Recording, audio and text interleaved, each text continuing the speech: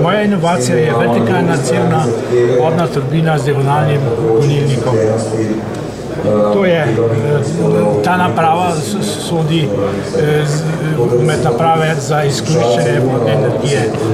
Inovacija predstavlja sklop koničnega nastavljivega gonilnika in diagonalnega gonilnika, kateremu sledi nesimetrični sesalni konus.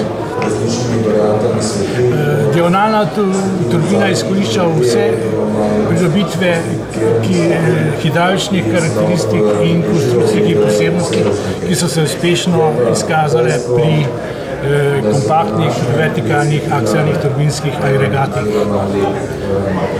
Nova turbina